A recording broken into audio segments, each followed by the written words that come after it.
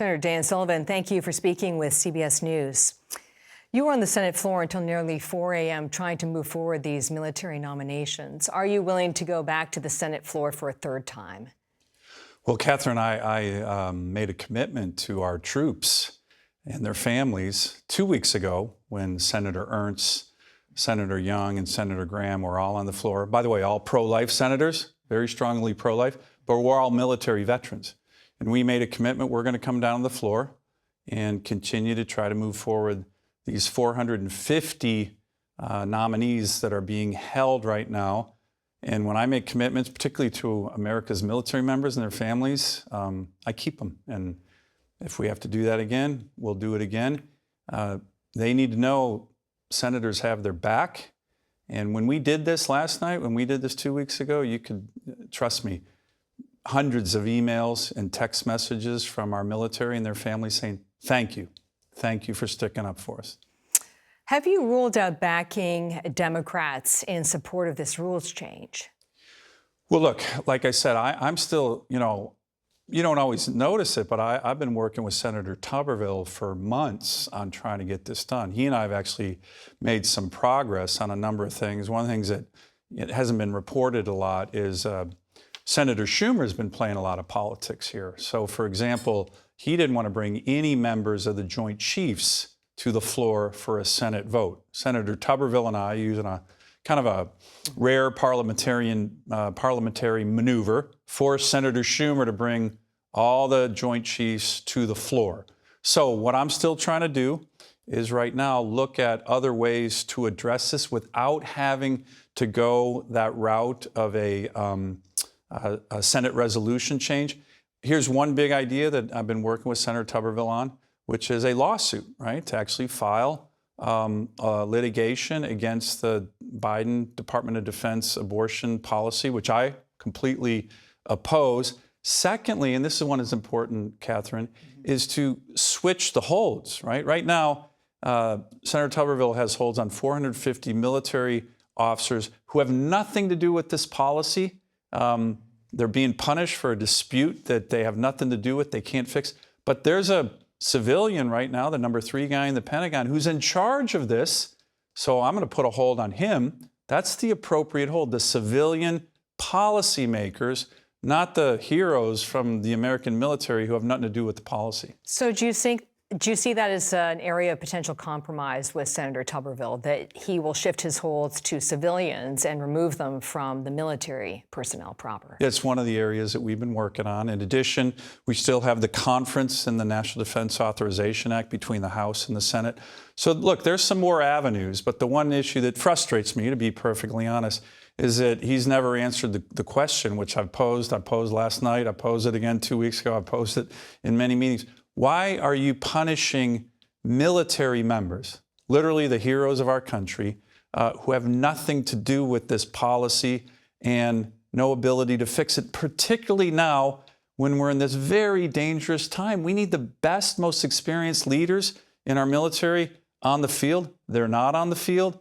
Why are we punishing them when there's a whole host of other avenues we can take to try to change this policy? When you say Senator Tuberville is not answering this question, what response does he give you? Well, on that one, you may have seen, I posed it last night. I posed it 2 weeks ago. There's really no answer. I mean, I don't know if there's an answer to that. Think about it, Catherine. So I'll give you an example. I brought up 2 weeks ago and again last night a Marine colonel who has been promoted to Brigadier General. He needs to be confirmed by the Senate. He's a Silver Star recipient. He's a Purple Heart recipient. He has other combat action heroism in his record. This is exactly the kind of warrior we need on the field right now. I held up his promotion and said, let's confirm him. Why are we punishing this great American hero and his family? And the answer on that is silence. I've never heard one answer. Why are we punishing military members who have nothing to do with this, the bravest, the best of who we are as Americans? And I haven't gotten an answer on that. Okay, so to take it a step further, is it time to punish Senator Tuberville for these holds? And should that be done by the senior GOP leadership? No, look, I mean, I'm not, Senator Tuberville is my friend. I use holds all the time on senior military officials, senior civilian officials.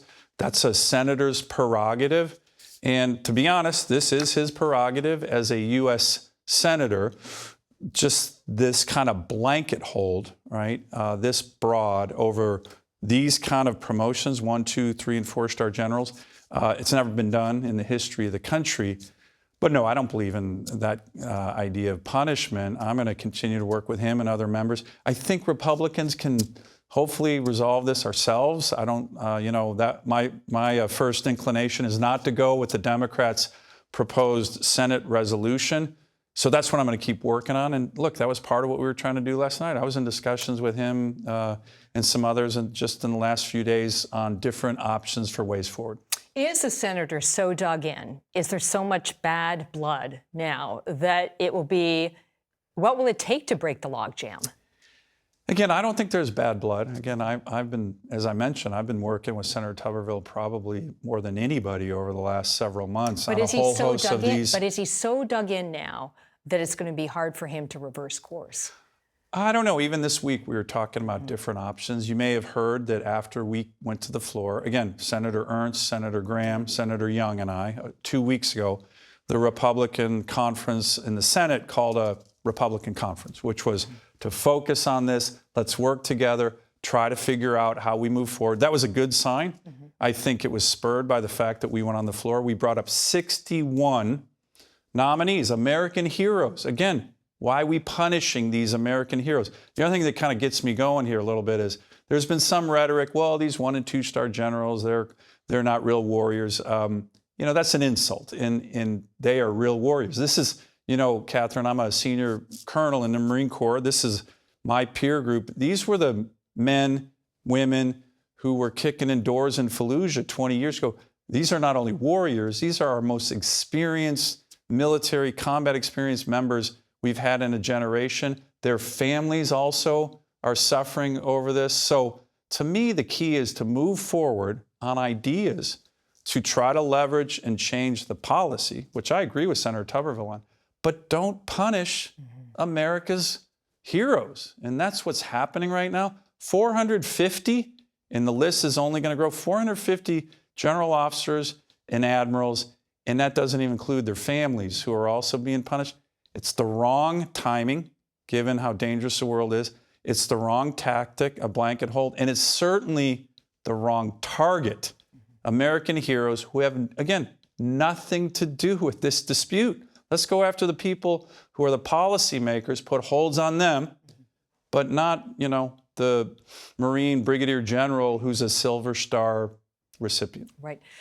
This week, President Biden met with China's president. What's the impact of these military holds on our readiness in the South China Sea, specifically with our submarine fleet?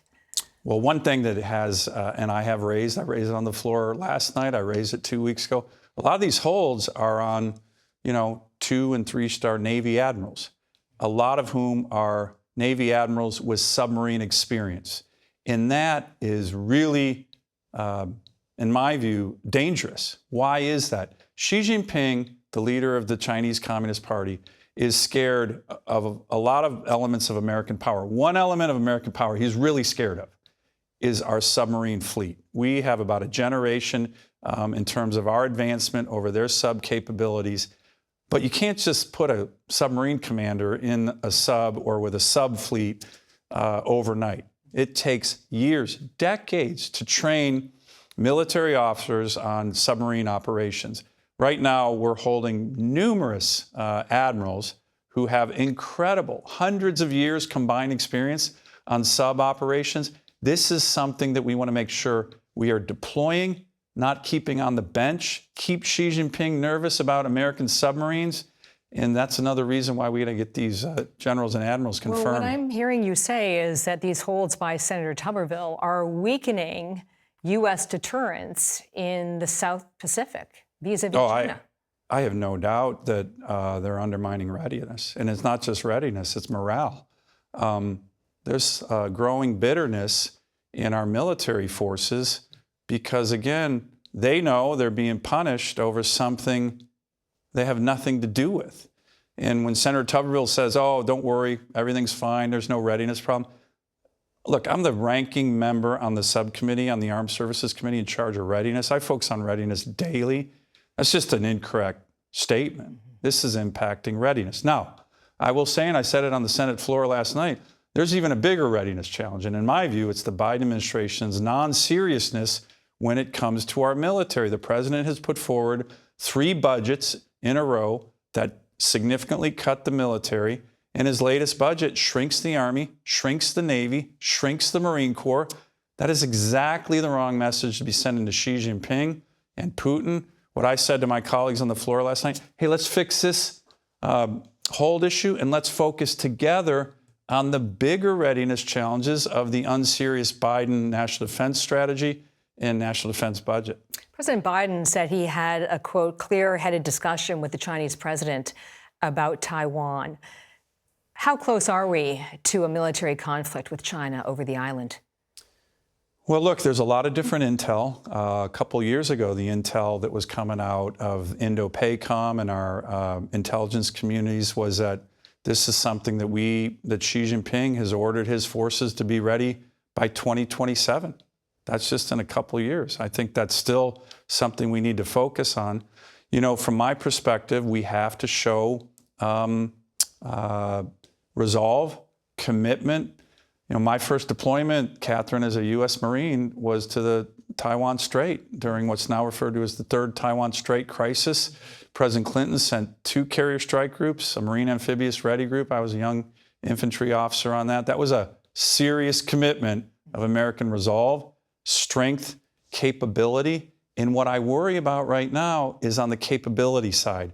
There is increasing overmatch, what we call in the military overmatch, of Chinese forces in the Taiwan Strait and South China Sea region relative to our forces. And again, the Biden budget, which shrinks the Navy significantly, is not helping with that. We need to be much more ready, and that's a huge focus of mine as a U.S. Senator. What I'm hearing you say is that we're closer to a potential military conflict with China than we were a year ago. Again, I'm not sure on that. But I will tell you this, I was in a meeting with the president recently. I mentioned to him that and I've mentioned to Jake Sullivan, I've mentioned to his OMB director, that the supplemental they put forward dealing with Ukraine and Indo-PACOM issues, what from my perspective was weak on Taiwan military capability. So what I've been doing in the Senate, and by the way, this is very bipartisan, is working to dramatically plus up that supplemental approach, much more significant than what the Biden administration has proposed with regard to capabilities for Taiwan to defend itself. The best message we could have been sending Xi Jinping when he arrived in San Francisco the other day was a plussed up military capability for Taiwan. It's actually required under the law in the Taiwan Relations Act, and we need to be doing that. I think hopefully you'll see in the Senate and the House a much more robust, muscular approach in the supplemental regarding the defense of Taiwan that the Biden administration had proposed. Which GOP presidential candidate is best equipped to take on China? Well, you know, look, I have not endorsed any GOP candidate yet. I'm certainly planning on endorsing who the eventual nominee on the Republican Party side is. You know, I think President Trump's policy with regard to China was actually quite strong. It was an awakening for the Chinese. He really essentially said, hey, no more of this promise fatigue, no more of these broken promises. And, you know, during the Trump administration, working with the Republican Senate, we significantly increased our military budgets. And, you know, you can talk all you want. John Kerry goes to Beijing, talks about climate change. The Chinese aren't going to keep those commitments. What they understand is hard power, military power, energy. And during the Trump administration, we significantly increased our military lethality, and we significantly increased our superpower status as one of the world's energy superpowers. That's another element of American power that Xi Jinping fears. So look, I think the Trump administration had a very clear-eyed view on China, much more so than the current administration. Has the strength of U.S. deterrence diminished under the Biden White House? Yes.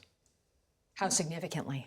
I think it's been significant both as it relates to our military power. Again, next year, the president's budget is going to take our military spending to below 3% of GDP. We've been below 3% of GDP on military spending probably 4 or 5 times in the last 70 years. And that was primarily during the end of the Clinton administration when the so-called peace dividend. So the military budget during this very dangerous time is going directly in the wrong direction. So to me, that is a huge component of hard power, the overmatch that's happening in the South China Sea, primarily between our Navy and the Chinese Navy, is growing pretty dramatically. And then, as I mentioned, Catherine, other elements of American power where we have a significant strategic advantage over China relates to American energy. And you have this administration unilaterally surrendering American energy capabilities. I know this as an Alaska senator. It's almost a daily occurrence where the Biden administration comes in to shut down American energy production. These are things that weaken us. There's no doubt in my mind. I will give the president and his team one area of, I think, where they've done a good job, and that is enhancing our alliances. That is another area of American strategic advantage over the Chinese. Certainly, we're an ally-rich country. They're ally-poor. And whether it's the AUKUS initiative, whether it's taking the Quad, that's Japan, Australia, and India to the leader level, whether it's this new initiative as it relates to Japan and Korea at the leader level, these are initiatives that I have publicly supported. Our alliances are a huge source of strength. And that's grown under the current administration. That has. And yes. It started in the Trump administration. The Trump administration really reinvigorated what's called the Quad, which is, again, Australia, Japan, and India. The Biden administration moved that forward. The AUKUS initiative, that's the United States, Australia, and the UK, particularly dealing with submarine technology and enhancing our submarine capabilities between those 3 countries. That was an initiative of the Biden administration. So where they deserve credit, I certainly have publicly stated that. But on military hard power, on energy in particular, there's been a unilateral surrender, and the Chinese and the Russians, by the way, notice that more than anything. With the ongoing need for aid in Ukraine and also Israel, should the Senate be heading home this week? Well, look, we just passed a continuing resolution last night, and so did the House. So that's important to keep the government open. I think the talks that are happening in the Senate and between the Senate and the House have been constructive. The Speaker of the House came over and met with the Senate Republican Conference 2 weeks ago. I was very impressed. He had a lot of important things to say on how we were going to move forward together, including on Ukraine aid. But right now, to me, the key is 4 pillars of that supplemental approach: Ukraine aid, Israel aid, Taiwan, and Indo-PACOM. And like I said, I'm leading the effort to plus that up. And very importantly, Catherine, the border. The border is a national security issue. We had 8 million people illegally cross during this administration. There has to be significant border policy changes to stop the flow of illegal immigrants. You know, in September, 240,000 people illegally entered the United States. That's an all-time record. 17 people on the terrorist watch list were caught. Imagine how many weren't caught. So border has to be a key element of those 4 pillars, but I think we're making good progress in the Senate and the House, and hopefully in December, we're going to be able to finalize that. A couple of final questions related to veterans. A recent CBS News investigation found that about 30% of the Air National Guard service members who were approved for injuries by local commanders eventually had it overturned by the Air National Guard. Is that something that you're willing to look into? Yeah, I saw your reporting on that, so we appreciate that. You know, I'm on the Armed Services Committee. I'm on the Veterans Affairs Committee as well. And one of the many great things about my great state, Alaska, we have more veterans per capita than any state in the country. So I was just home last weekend. We had many Veterans Day ceremonies. Alaskans take that really seriously. Young kids come out. Right. it's great, right? It's a huge, wonderful part of the culture and heritage of Alaska. So on those kind of issues, I certainly take all of those seriously. We want to make sure the men and women who've served get the benefits that they deserved and have earned. And I always remind them, you earned this, especially if they've been injured. And we got to take care of them. So absolutely is something we'll look forward to and appreciate your reporting on we'll that. follow up. Why are you bringing forward legislation that would put caps on lawyer fees in the Camp Lejeune toxic water litigation? Yeah, I'm really glad you asked me this. This is a topic that I've been well, you're a Marine yourself. I'm a Marine myself. Were you at Camp Lejeune? I've been at Camp Lejeune. I'm not. I was never stationed there. You have to be there for 30 days or more. I was stationed at Camp Pendleton. But look, this was just a huge injustice. The background on this is that there was a polluted water system at Camp Lejeune, primarily during the 70s and 80s. So we worked in the Congress hard to make sure families of Marines and the Marines themselves would be able to get compensated for that. That's what the government should do, no doubt about it.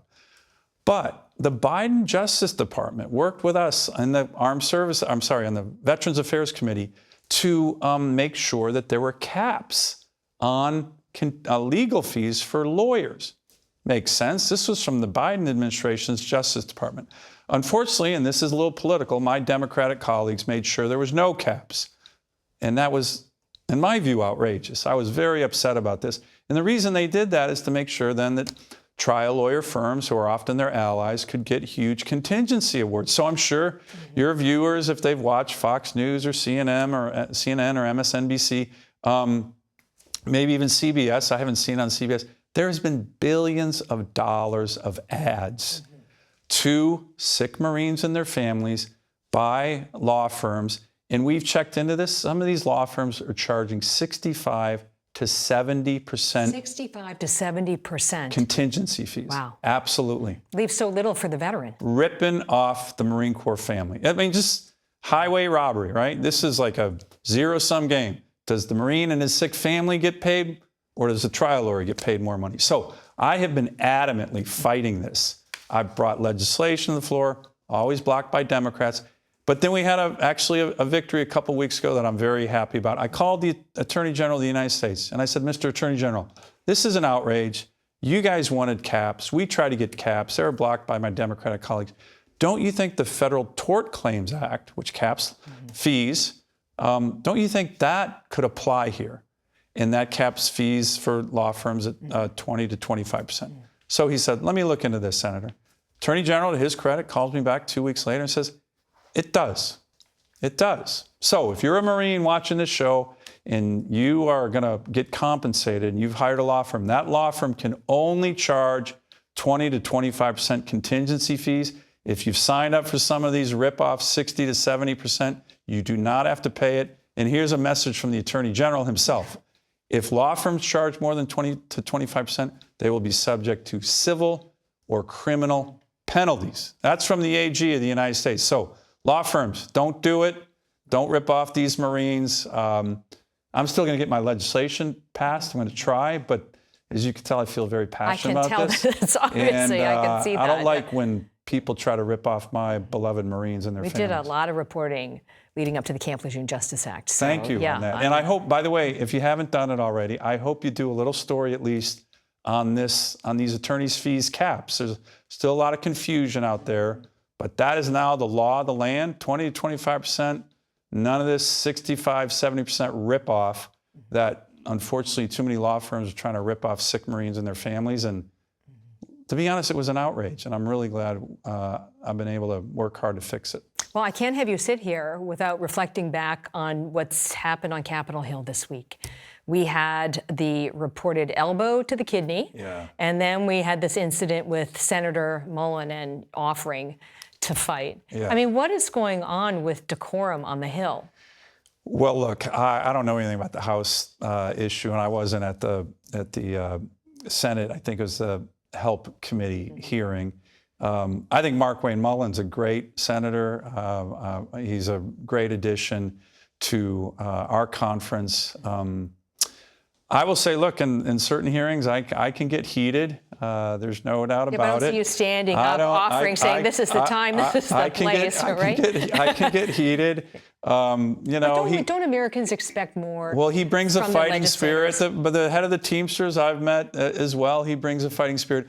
To your point, I don't think fisticuffs in the Senate committee hearing rooms is good for anybody. So hopefully we'll have cooler temperatures in the future.